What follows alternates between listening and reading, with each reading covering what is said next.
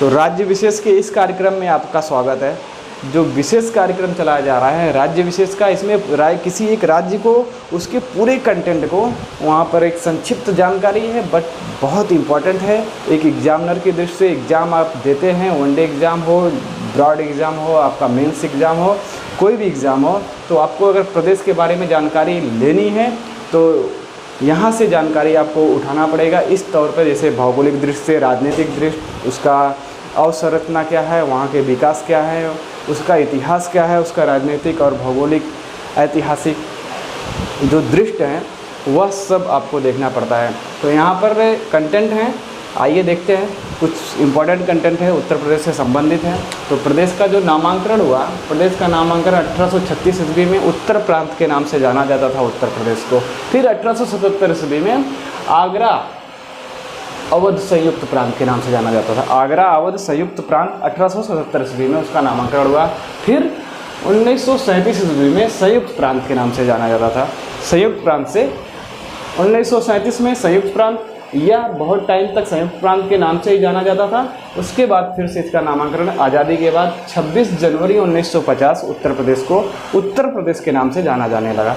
ठीक है, तो इसका जो विधिक स्थापना है 1 नवंबर 1956, जो कि वहाँ का विधानसभा और राज्यसभा, इसकी स्थापना वहाँ पे जो सरकारें चुनी जाने लगी, तो कब से हुआ, तो 1 नवंबर 1956 से वहाँ की विधिक स्थापना हो गई। और राजधानी क्षेत्र का इतिहास अगर आपको देखना है तो राजधानी क्षेत्र है 1836 ईस्वी में आगरा को राजधानी क्षेत्र के रूप में जाना जाता था। उसके बाद 1858 में इलाहाबाद को, 1921 में लखनऊ बनाया गया राजधानी क्षेत्र। और अभी तक राजधानी क्षेत्र जो है 1921 से अभी तक जो लखनऊ ही है, और 1935 में पूर्णतया बना दिया गया था। 1935 में लखनऊ को राजधानी क्षेत्र बनाया गया था उत्तर प्रदेश का। तो यह नामांकन और राजधानी का जो इतिहास है यह यहाँ से आपको देखने मिल गया। अब न्यायिक प्रावधान जो है, उत्तर प्रदेश का जो हाई कोर्ट है, इतने बड़े प्रदेश को चलाने हेतु तो 2 हाई कोर्ट रखने पड़ते हैं। तो विशालतम प्रदेश है, यहाँ की जनसंख्या लगभग 25 करोड़ के आसपास है। इतनी जनसंख्या अगर आपको चलाना है तो इसमें 2 हाई कोर्ट रखना और योगी आदित्यनाथ जैसा मुख्यमंत्री होना अति आवश्यक है। क्योंकि यहाँ पे पहले गुंडों के नाम से जाना जाता था, क्राइम के नाम से जाना जाता था, बहुत भयभीत रहते थे लोग, डरते थे उत्तर प्रदेश में जाने के लिए, फैक्ट्रियाँ चालू करने के लिए, कंपनियाँ चालू करने के लिए। बट अभी वहाँ पर जो व्यवस्था है, कानून व्यवस्था, आदित्यनाथ योगी के आने के बाद बहुत सारी सुधरी हुई है। बाकी आप लोग वहाँ पर रहते हैं तो आपको विशेष तौर पर मालूम रहेगा। ठीक है, तो जो गुंडों का इलाका था उन्हें गुंडे शांत कराने के लिए एक विशेष वहाँ का सीएम आदित्यनाथ योगी हैं। ठीक है, तो और विशेष में देखिए, आइए उत्तर प्रदेश विशेष में इलाहाबाद जो कि उसकी न्यायिक राजधानी है, एक खंडपीठ लखनऊ में भी स्थित है, लखनऊ और प्रयागराज में, जो कि उसका न्यायिक राजधानी बोले तो वहाँ का हाई कोर्ट स्थापित है। ठीक है, अब देखिए राज्य का विभाजन हुआ। राज्य का विभाजन सन 2000 में 9 नवंबर 2000 में 13 जिलों को यहाँ से उत्तराखंड के रूप में एक राज्य का जो विशेष दर्जा उत्तराखंड, इसके या पर्वतीय इलाका था, क्षेत्रीय जो यहाँ के पर्वतों से घिरा हुआ इलाका था, उसे 13 राज्यों को अलग करके उत्तराखंड एक अलग से राज्य 2000 में बना दिया गया। ठीक है, और भाषा, यहाँ पर भाषाएं बोली जाती हैं, खड़ी बोली, ब्रज भाषा, अवधी, भोजपुरी, बुंदेली, अलग अलग क्षेत्रों में अलग अलग भाषाएँ बोली जाती है। प्रमुखता वहाँ की जो राज्य भाषा है वह क्या है, हिंदी है। और बोली जाने वाली भाषा, सर्वाधिक बोली जाने वाली भाषा वहाँ पर भोजपुरी है। वहाँ का जो भोजपुरी है प्रदेश की नहीं, इस प्रदेश की नहीं पूरे देश की सबसे बड़ी भाषा है। क्योंकि जो बिहार, झारखंड, छत्तीसगढ़, ये साइड में, पूरे साइड में जो कि भोजपुरी धूम धड़ल्ले से बोला जाता है। और वहाँ के गाने पूरे देश में चर्चित रहते हैं। वहाँ के गाने कहीं भी, कोई समारोह हो, कहीं भी फंक्शन हो, तो भोजपुरी गाने चलते रहते हैं। बट वहाँ के जो गायक है, कलाकार हैं, उनको ध्यान रखना चाहिए कि उनकी मर्यादा कितनी है। वो फ़ायदा उठाते हैं, उनकी जो अभिव्यक्ति का फ़ायदा उठा करके कुछ भी अश्लील गाने भी बनाते हैं। इतने ज़्यादा अश्लील की मतलब एक फैमिली में आप रहकर सुनना नहीं पसंद करेंगे, कोई नहीं सुन सकता। तो वहाँ से उनके जो कलाकार हैं उनसे निवेदन है कि इस पर विशेष तौर पर ध्यान दिया जाए और वहाँ की सरकार को भी इस पर ध्यान देने की बहुत आवश्यकता है। ठीक है, आइए देखते हैं। राजकीय भाषा हिंदी है। दूसरी 1989 में उर्दू भाषा को भी वहाँ पे दर्जा प्राप्त कर दिया गया है कानूनी रूप से। जो 18 मंडल है उत्तर प्रदेश में, कितने हैं? 18 मंडल हैं। 18 मंडल में सहारनपुर, मुरादाबाद, बरेली, लखनऊ और बस्ती, गोरखपुर, अलीगढ़, आगरा, फैजाबाद, आजमगढ़, चित्रकूट, इलाहाबाद, प्रयागराज जो कि जाना जाता है, वाराणसी, मिर्ज़ापुर है, देवीपाटन है, ये सब जो है वहाँ के मंडल हैं। एक मंडल के अंतर्गत कम से कम 3, ज़्यादा से ज़्यादा 6 ज़िले उसमें रहते हैं, सम्मिलित होते हैं। 6, 5, 4 ऐसे ज़िलों को सम्मिलित करके एक मंडल बनाया जाता है। ओके। और 75 ज़िले हैं, 75 ज़िले हैं उत्तर प्रदेश में। ठीक है, याद कर लीजिए 75 ज़िले हैं। 341 तहसील हैं, 341 तहसील वहाँ पर स्थित है। 822 ब्लॉक्स हैं, 822 ब्लॉक्स हैं। आवासीय क्षेत्र, जो आवासीय परिषद क्षेत्र 54 है। आवासीय विकास प्राधिकरण है 27 है। और विशेषा क्षेत्र जो प्राधिकरण है वह 27 है। या जो कि इनके तहत ही पूरे जो नियम के कानून व्यवस्था है संचालित किए जाते हैं। वहाँ पे जो भी विकास के कार्यक्रम है इस विकास प्राधिकरण के द्वारा ही संचालित किए जाते हैं।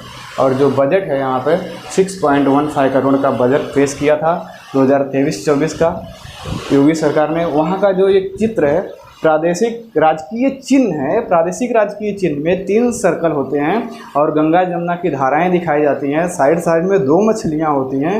ऊपर के साइड में तीर धनुष, जो कि राम भगवान से लिया गया है। तीर धनुष, 2 मछलियाँ और गंगा जमुना का प्रवाह। और एक सर्कल में उत्तर प्रदेश बड़ा लिखा रहता है, 2 स्टार होता है। ऊपर से एक और सर्कल जो राजकीय चिन्ह है, आप लोग याद कर लीजिए उसमें क्या क्या होता है। तीर धनुष होती है, 2 मछलियाँ होती है, गंगा जमुना की धाराएं, ठीक है। और स्टार, 2 स्टार होते हैं उसमें, ठीक है।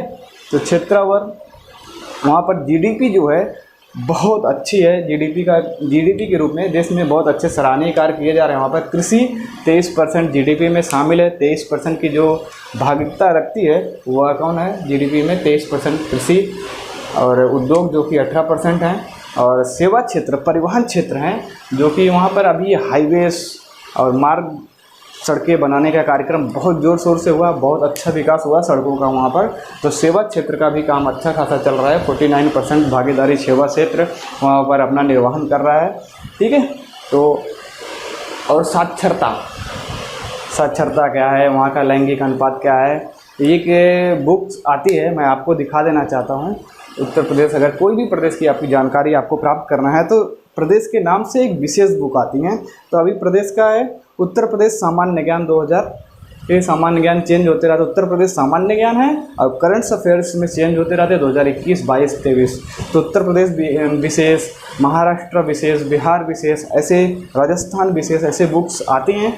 अगर आपको उसके बारे में पीसीएस का एग्ज़ाम देना है, एंट्रेंस निकालना है, तो प्रदेश की जो पूर्ण जानकारी इन बुकों में प्रदान कर दी जाती है, तो ठीक है।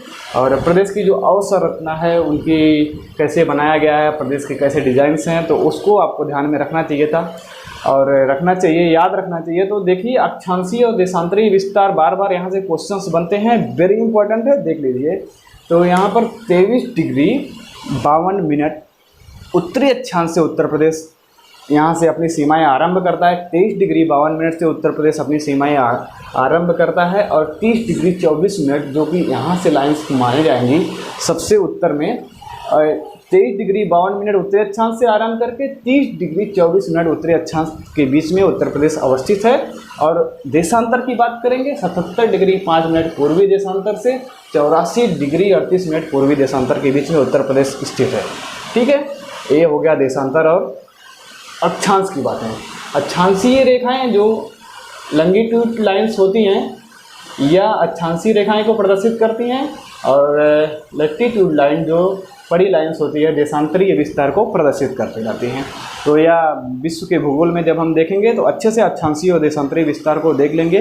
और एक अक्षांश और एक देशांतर के बीच में कितनी दूरियां होती हैं, 111 किलोमीटर होता है। और पृथ्वी को एक अक्षांश घूमने के लिए कितने मिनट्स लगते हैं, यह भी वेरी इंपॉर्टेंट है। एक अक्षांश घूमने के लिए पृथ्वी को 4 मिनट लगते हैं। तो 1 घंटे में पृथ्वी 15 डिग्री घूमती है, 15 डिग्री घूमती है। 1 डिग्री घूमने के लिए पृथ्वी को 4 मिनट लग जाते हैं। तो यह सब वेरी इंपॉर्टेंट क्वेश्चंस है, याद करिए और देखते रहिए। और एक इम्पॉर्टेंट फैक्ट यहाँ पर है, इम्पॉर्टेंट फैक्ट है कि प्रदेश की कौन कौन सी सीमाएं वहाँ साझा करता है उत्तर प्रदेश। कौन कौन से प्रदेश से सटा हुआ है, कौन कौन से प्रदेश से बॉर्डर सीमाएं उनकी लगी हुई हैं, कहाँ कहाँ पे कौन सा प्रदेश है। तो आइए देख लीजिए, एकदम सिंपल है। तो अगर मध्यवर्ती जो दक्षिणी क्षेत्र है या मध्यवर्ती क्षेत्र है, यहाँ पर मध्य प्रदेश अपनी सीमाएं साझा करता है उत्तर प्रदेश से, और यहाँ पर राजस्थान अपनी सीमाएं साझा करता है पश्चिमी साइड में, और पश्चिमी साइड में पूरा हरियाणा, यहाँ पर हरियाणा अपनी सीमाएं साझा करता है। हमारा राष्ट्रीय राजधानी क्षेत्र दिल्ली यहाँ पर है, यह भी अपनी सीमाएं साझा करती है। इनके आसपास के क्षेत्र राष्ट्रीय राजधानी एनसीआर के क्षेत्र हैं। नोएडा के क्षेत्र, नोएडा, गौतम बुद्ध नगर, अन्य जिले जो भी राष्ट्रीय राजधानी क्षेत्र के तहत आते हैं, उनके विकास उनके स्तर पर होता है। ठीक है, यहाँ पर ये दिल्ली है, यहाँ पर ये हरियाणा हो गया, यहाँ पर हिमाचल प्रदेश हो गया, यहाँ पे हिमाचल प्रदेश, ये साइड में उत्तर प्रदेश के ऊपरी साइड में उत्तराखंड है, और यह साइड है नेपाल की सीमाएं साझा करने वाली। ये इधर ये साइड में बिहार, और यहाँ पर झारखंड। ये जो पूर्वी क्षेत्र है, पूर्वी और उत्तरी क्षेत्र में बिहार, पूर्वी और पूर्वी क्षेत्र में झारखंड है, निचली साइड में यहाँ पर थोड़ा सा दक्षिणी और पूर्वी क्षेत्र के बीच में यहाँ पर छत्तीसगढ़ है। तो एक ट्रिक है जो कि आपको इन्हें याद करना है ना, कि कौन से प्रदेश अगर उत्तर प्रदेश से सीमाएं साझा करते हैं, तो एक छोटी सी ट्रिक आपको याद करना पड़ेगा। राम झा छवि दीहें ऊ, राम झा छवि दीहें ऊ ट्रिक से आप याद कर सकते हैं उत्तर प्रदेश से सीमाएं साझा करने वाले प्रदेशों के नाम।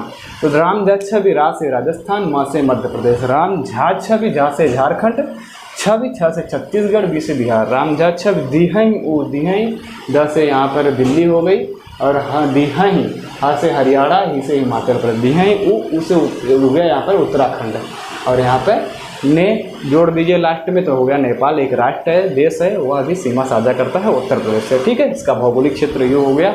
और भाषाएं आपको पता है, ब्रज भाषा, खड़ी बोली, हिंदी, भोजपुरी, उर्दू, ये सब, बुंदेली, कन्नौजी, ये सब भाषाएँ हैं। ठीक है, अब यहाँ पर देख लीजिए राजनीतिक दृष्टि, वेरी इंपॉर्टेंट है, जो कि बोलते हैं ना, प्रधानमंत्री की कुर्सी की रास्ता जो है उत्तर प्रदेश से होकर जाती है।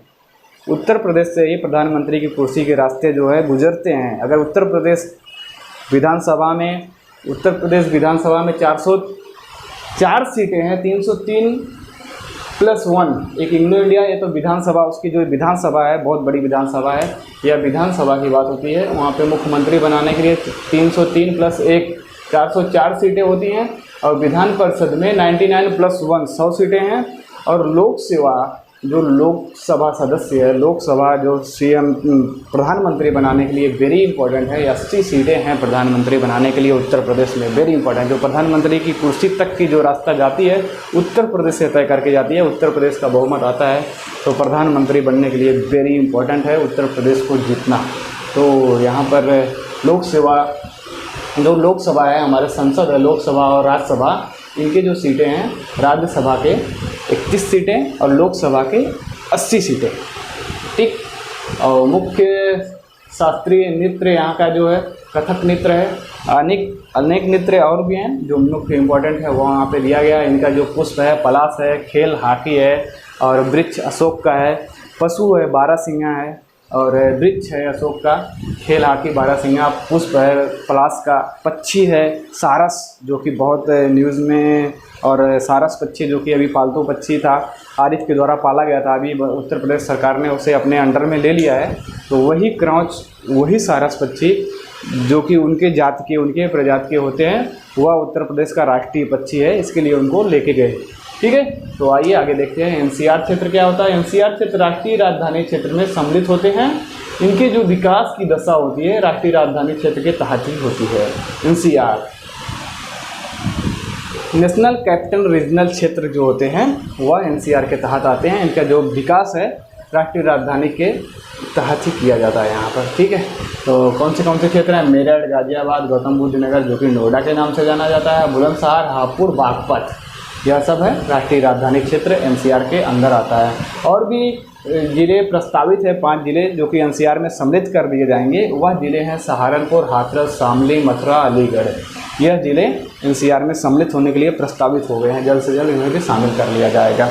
और सर्वाधिक विधानसभा वाला सीट जो है प्रयागराज है, 12 सीटें हैं विधानसभा की प्रयागराज में।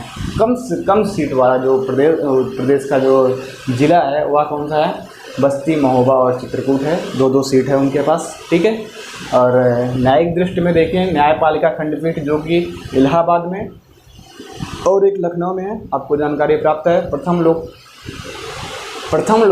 लोकायुक्त विशंभर दयाल, वर्तमान में संजय मिश्रा जी हैं। लोकायुक्त जो विशंभर दयाल थे प्रथम, और अभी संजय मिश्रा जी हैं लोकायुक्त। प्रथम मुख्यमंत्री उत्तर प्रदेश का जो कि 1950 में कौन हुआ प्रथम मुख्यमंत्री उत्तर प्रदेश का? गोविंद वल्लभ पंत।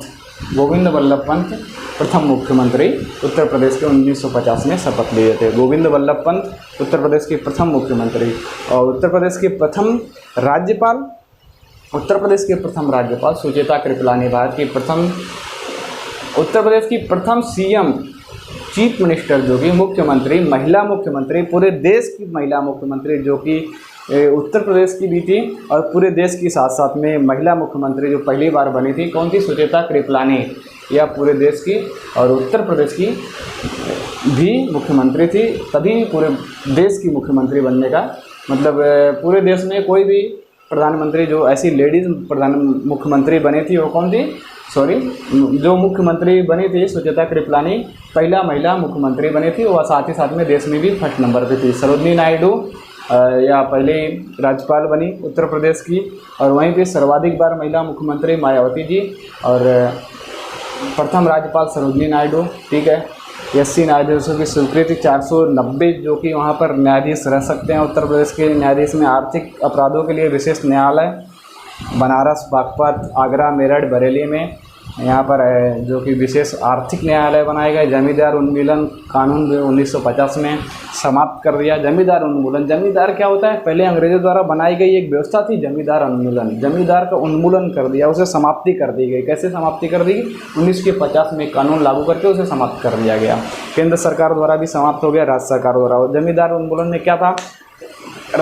एक जो अंग्रेज थे ना, जमींदार, एक व्यक्ति को उनको टैक्स वसूली करना था, तो एक व्यक्ति को जमींदार बना दिया, ढेर सारी ज़मीन उनके पास दे दी, टैक्स आसानी से वसूल कर ले, उनके पास पहुँचे, टैक्स वसूल करके लेके चले।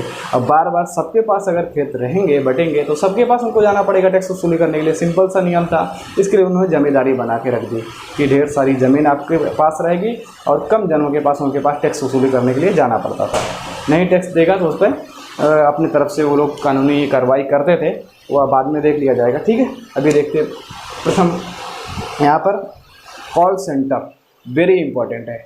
यहाँ पर ध्यान से कान खोलकर सुन लीजिए, कॉपी पेन लेकर लिख लीजिए। यहाँ पर अभाव रहता है, किसको जानकारी नहीं रहती है।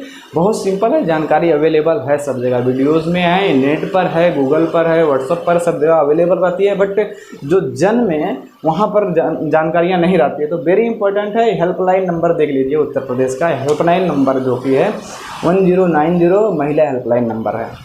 1090 महिला हेल्पलाइन नंबर है, लिख लीजिए। और 1098 चाइल्ड हेल्पलाइन नंबर है, 1098 चाइल्ड हेल्पलाइन नंबर है।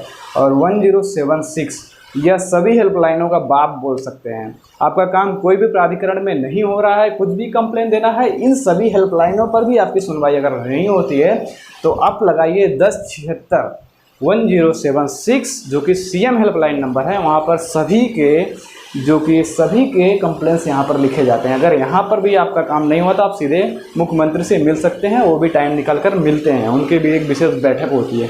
बट यहाँ पर सबके काम हो जाते हैं। 1076 याद कर लीजिए या लिख लीजिए, यहाँ पर सीएम हेल्पलाइन नंबर दिया गया है।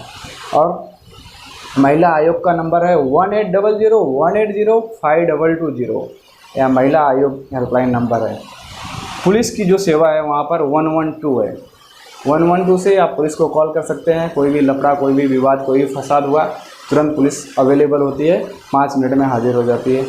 फायर ब्रिगेड का वहाँ पर नंबर सबको नहीं पता है, 101 है, लिख लीजिए। 101 फायर ब्रिगेड का नंबर है।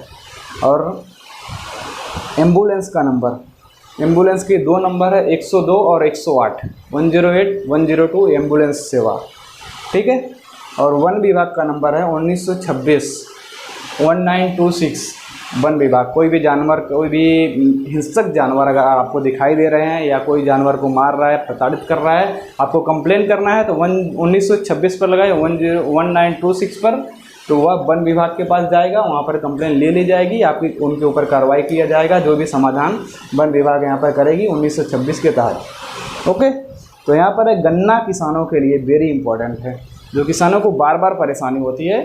तो गन्ना किसानों के लिए एक हेल्पलाइन नंबर है 1800121320 1800121320 से आप गन्ना किसान जो कि आपके गन्ने नहीं जा रहे हैं, कम भाव जा रहा है, वहाँ पे बिचौलियाँ हो रही हैं, कुछ भी प्रॉब्लम्स आपके हैं, तो गन्ना हेल्पलाइन टोल फ्री नंबर पर कॉल करके आप संपर्क कर सकते हैं। यह किसानों के लिए वेरी इंपॉर्टेंट है।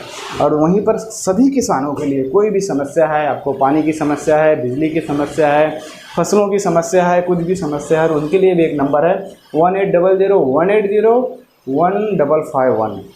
तो यहाँ से किसान सेंटर पे आप कॉल कर सकते हैं। यह सब अवेलेबल है, यूट्यूब पर अवेलेबल है, आपके गूगल्स पर अवेलेबल है, व्हाट्सएप पे ढेर सारे मैसेज आते रहते हैं। और इस वीडियो के माध्यम से अगर आपको दिख रहा है तो स्क्रीनशॉट मार के जूम करके लिख लीजिए, या एक दो बार आप सुन लेंगे, सब याद हो जाएगा। ठीक है, तो ये हेल्पलाइन नंबर्स हो गए। अभी देखते हैं यहाँ पर कुछ बड़े उद्योग कौन से उद्योग हैं जिनके बीच में यहाँ पर चलाया जाता है। उद्योग के माध्यम से ही इनकी अर्थव्यवस्था चलती है। क्या है, सेवा आयोग हो गया, सेवा जो कि परिवहन के क्षेत्र में वह बहुत बड़ी भागीदारी पूर्ण करता है। दूसरी सीमेंट उद्योग, कानपुर में सीमेंट उद्योग है। चीनी उद्योग के माध्यम से सूती उद्योग है, वस्त्र सूती उद्योग, दिया सिलाई उद्योग है, कागज़ और एल्युमिनियम्स के उद्योग हैं। इनके तहत ढेर सारे कार्यों को वहाँ पर निर्वहन किया जाता है। इनकी अर्थव्यवस्था में विशेष भूमिका रहती है।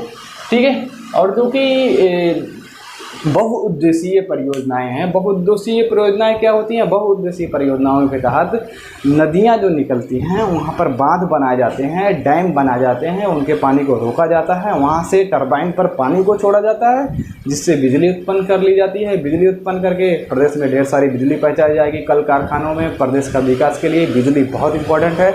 और बिजली के साथ साथ में अगर वो पानी रुकता है तो वहाँ के क्षेत्रीय विकास के लिए, क्षेत्रीय कृषि विकास के लिए नहरों का, नालाओं का विकास कर दिया जाता है और आसानी से किसानों के क्षेत्र में, किसानों के खेतों में पानी आसानी से पहुँच जाता है।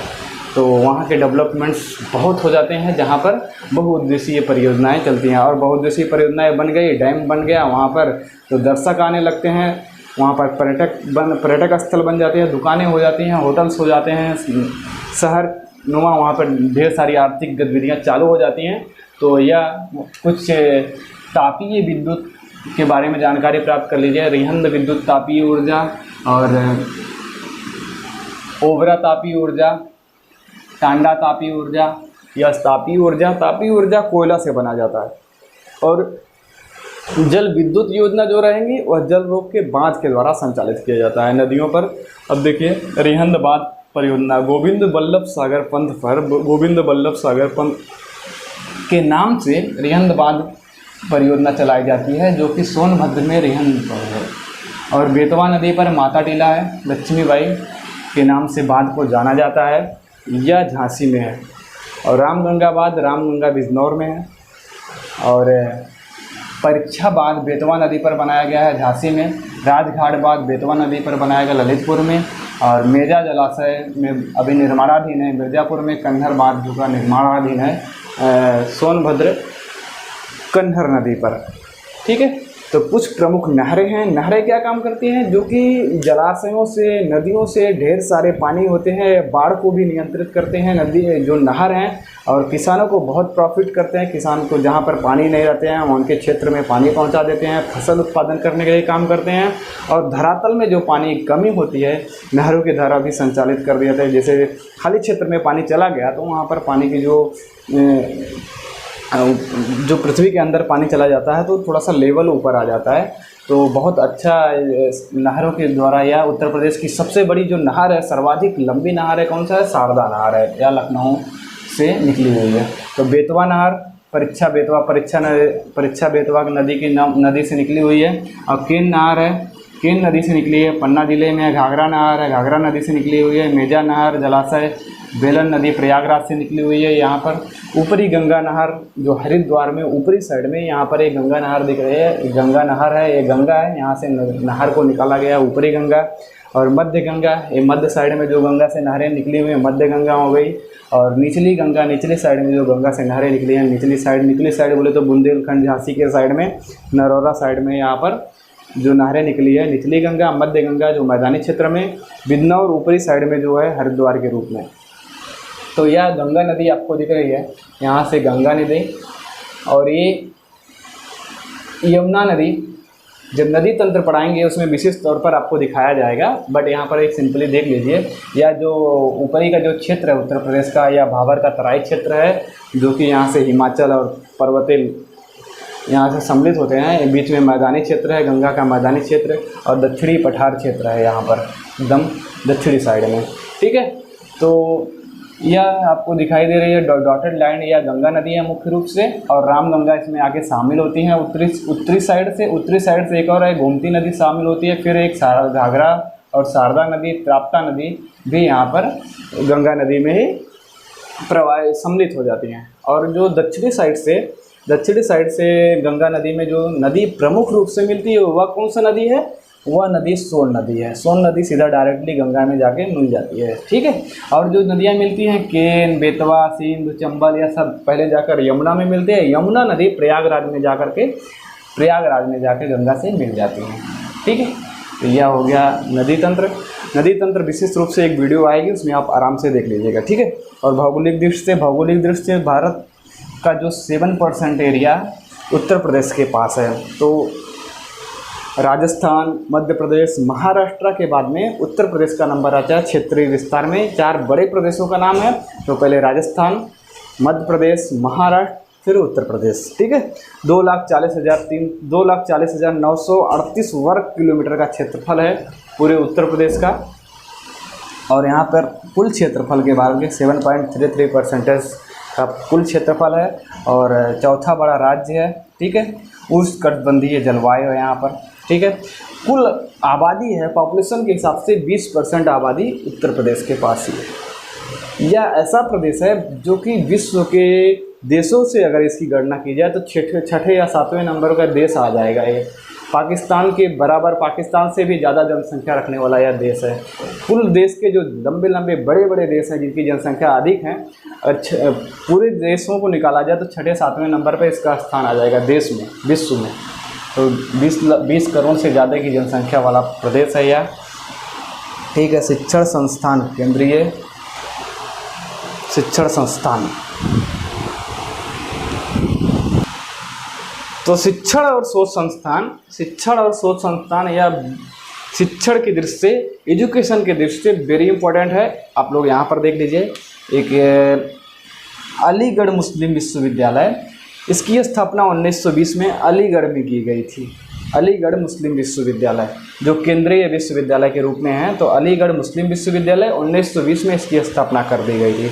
ओके, BHU बनारस हिंदू विश्वविद्यालय बहुत बड़ा विश्वविद्यालय है, आपको देखने का मौका मिले। वहाँ पर हॉस्पिटल्स हैं, वहाँ पर बहुत सारे स्कूल हैं, PG कॉलेज है, IIT कॉलेज है, बहुत सारे संस्थान हैं। लगभग 10 किलोमीटर के एरिया में फैला हुआ संस्थान है। तो BHU बनारस का हिंदू विश्वविद्यालय की स्थापना 1916 ईस्वी में हुई थी इसकी स्थापना। ठीक है, BHU हिंदू विश्वविद्यालय जो कि बनारस में, BHU बनारस हिंदू यूनिवर्सिटी। ठीक है, तो तीसरा नंबर है इलाहाबाद जो कि अभी प्रयागराज के नाम से जाना जाता है, प्रयागराज विश्वविद्यालय। तो यह 1887 ईस्वी में इसकी स्थापना कर दी गई थी। ठीक है, तो यह जो है इम्पोर्टेंट इसके लिए है कि कितने प्रदेश हैं उत्तर प्रदेश में जो कि राष्ट्रीय केंद्रीय विश्वविद्यालय हैं। तो 4 केंद्रीय विश्वविद्यालय हैं, इनके कभी कभी सन्स पूछ लिए जाते हैं, या कौन से सन में स्थापना कर दी गई थी, या कहाँ पे है, इसका स्थान पूछ लिया जाता है। तो आपको यह ध्यान रखना चाहिए, 4 लाइन्स में कहीं ना कहीं क्वेश्चंस बार बार बन जाते हैं, तो ध्यान रख लीजिए। अलीगढ़ मुस्लिम विश्वविद्यालय 1920 ईस्वी में अलीगढ़ में, और BHU बनारस हिंदू यूनिवर्सिटी या जो कि 1916 ईस्वी में इसकी स्थापना बनारस में हुई, आप सबको पता है। और इलाहाबाद प्रयागराज विश्वविद्यालय इसकी 1887 ईस्वी में इसकी स्थापना कर दी गई थी।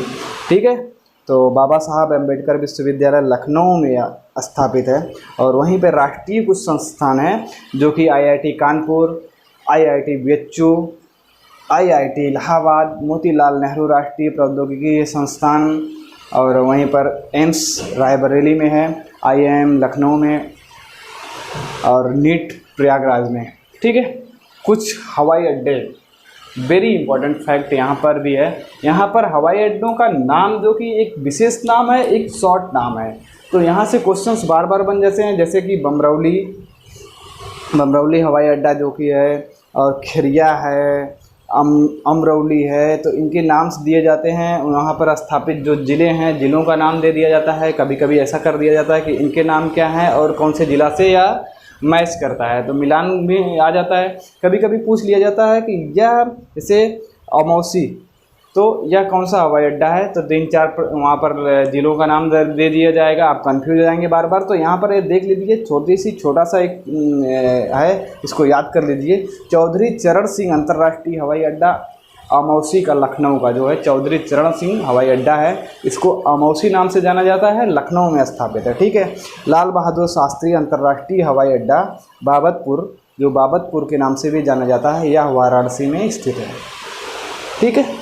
फिर यहाँ पर देश का सबसे बड़ा हवाई अड्डा नोएडा के पास अभी जो कि बन रहा है, जेवर के पास में अंतर्राष्ट्रीय हवाई अड्डा है। वहाँ पर एक फिल्म सिटी भी बनाई जा रही है। उसी को ध्यान में रखते हुए एक अंतर्राष्ट्रीय हवाई अड्डा जेवर में बनाया जा रहा है। अयोध्या में एक हवाई अंतर्राष्ट्रीय अड्डा बनाया जा रहा है। उसके कार्य अभी चालू हैं। राम मंदिर का निर्माण हो रहा है, तो वहाँ पर ढेर सारे पर्यटक, ढेर सारे दर्शन करने के लिए आएंगे। तो वहाँ पर अयोध्या का भी जो हवाई अड्डा है उसका विशेष रूप से काम चालू है। ठीक है। तो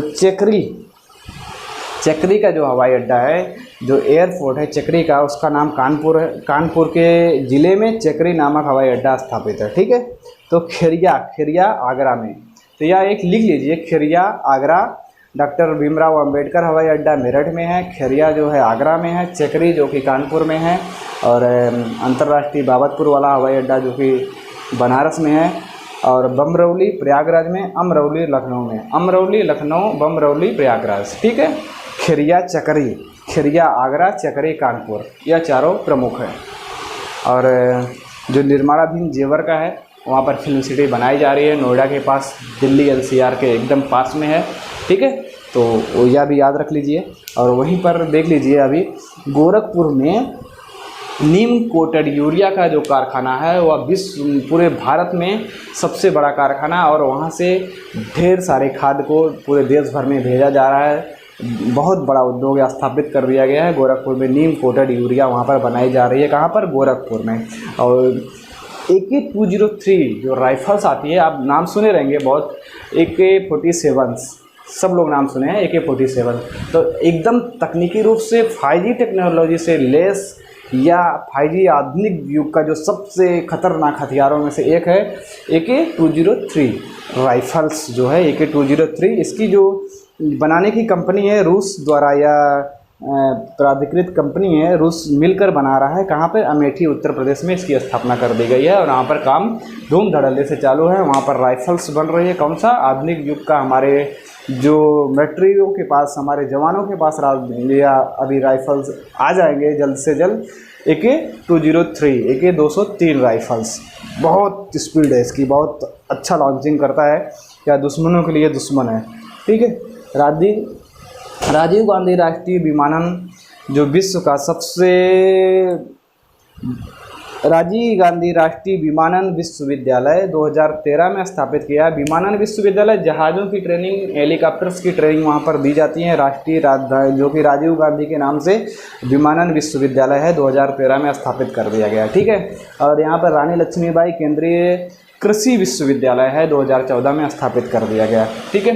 तो आइए देखते हैं कुछ और प्रमुख झीलों के नाम। झील, यह भी बहुत इंपॉर्टेंस रहते हैं। यहाँ पर कुछ मीठे पानी वाले झील रहते हैं, यहाँ पर जानवर रहते हैं, मछलियाँ रहती हैं। बहुत इंपॉर्टेंट है हमारे लेवल को, वाटर लेवल को व्यवस्थित करने के लिए झील, नहर और नदियाँ, यह सब वेरी इंपॉर्टेंस हैं। तो झील फुल्लर झील है पीलीभीत में। रामगढ़ ताल है गोरखपुर में, बहुत बड़ा रामगढ़ ताल है। ठीक है। तो और बखीरा झील है संत कबीर नगर में, और इंटौजा झील है लखनऊ के सीमा के पास में ही है। बड़ा ताल है शाहजहाँपुर में। बेती का झील है बरेली में, और कुंद्रा समुंदर है उन्नाव में। ठीक है। तो यह याद रख लीजिए। ठीक है। फिर राष्ट्रीय उद्यान, दुधवा नेशनल राष्ट्रीय पार्क, लखीमपुर खीरी में है राष्ट्रीय उद्यान, जो कि एक राष्ट्रीय उद्यान है उत्तर प्रदेश में, दुधवा नेशनल पार्क। यहाँ पर आप जाइए देखने, बहुत अच्छा पार्क। तो यहाँ राष्ट्रीय उद्यान में एक है दुधवा नेशनल पार्क, लखीमपुर खीरी में है। और प्राणी उद्यान आ गया, खाद्यान्न की बात बाद में होगी। प्राणी उद्यान है जो कि 2 है, लखनऊ और कानपुर में है। वन्य विहार जो कि 12 हैं, वह चंद्रिका, चंदौली, किशनपुर, वाराणसी और पीलीभीत का टाइगर रिजर्व, महावीर स्वामी, और जो कि वाराणसी में कछुआ का, यह सब जीवों के संरक्षण हेतु वन्य विहार बनाया जाता है। पक्षी विहार भी है, 13 पक्षी विहार है, नवाबगंज में है, सांडी, ओखला, गौतम बुद्ध नगर, संत कबीर नगर में, ये सब हैं। इनके जो बुक्स हैं, इनके जो अलग से पार्ट्स वाइज जब इनकी अध्ययन करेंगे तो विशेष रूप से सभी का एक कंटेंट आपके सामने उपलब्ध होएगा। एक एक करके आप लिख लेना, याद कर लेना, देखते रहिए, पढ़ते रहिए, राज्य विशेष देखते रहिए। सभी राज्यों की वीडियो आपको अवेलेबल होंगी, कुछ समय में सब अपलोड हो जाएंगी, आपके सामने आएंगी। ठीक है, थैंक यू, धन्यवाद।